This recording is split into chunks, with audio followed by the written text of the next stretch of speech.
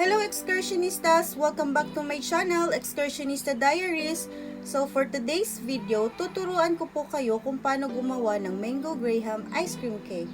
So please continue watching! These are the ingredients for our mango graham ice cream. 1 can of condensed milk chilled overnight, 2 packs of Nestle Cream chilled overnight, 1 pack of crushed grahams, 1 kilo of mangoes. So magsisimula na tayo.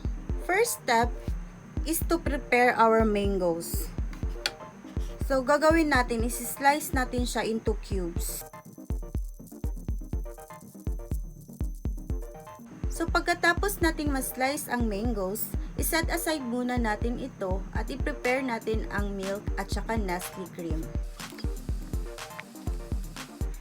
Third step is i-whip natin ang Nestle Cream gamit ang electric hand mixer o di naman kaya ang wire whisk. Pero matatagalan tayo pag wire whisk. Much better to use electric hand mixer. So i-whip natin ang cream for at least 5 minutes. So the speed is 3.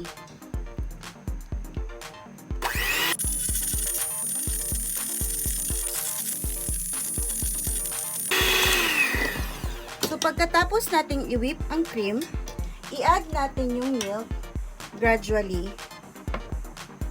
Tapos i-mix natin ulit.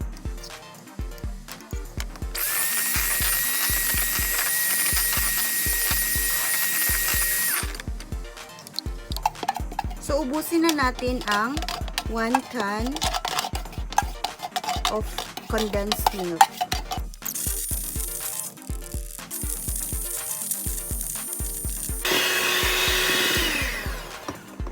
So pagkatapos nating ma-achieve ang tamang consistency ng ating mixture, kunin na natin ang ating mangga para sa ating last procedure. So ang gagawin natin is i-layer lang natin ang tatlong ingredients, ang crushed grahams, mangga at saka ang mixture ng Nestle Cream at condensed milk.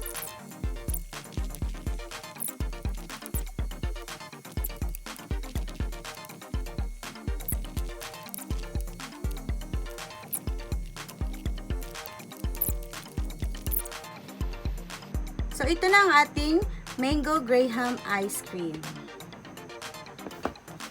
So, mas maraming cream, mas lasang ice cream siya.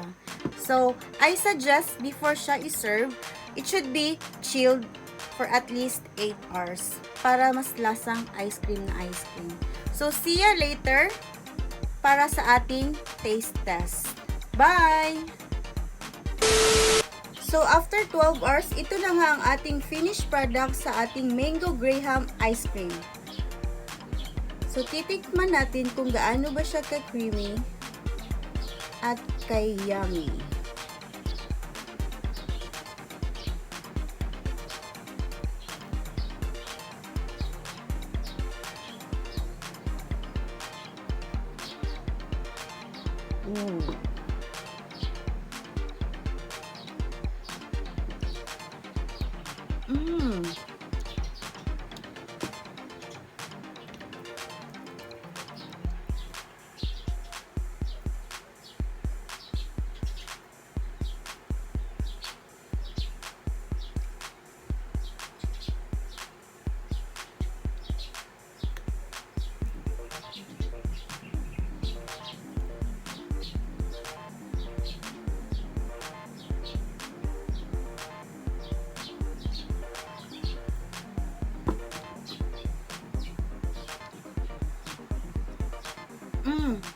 Napakasarap.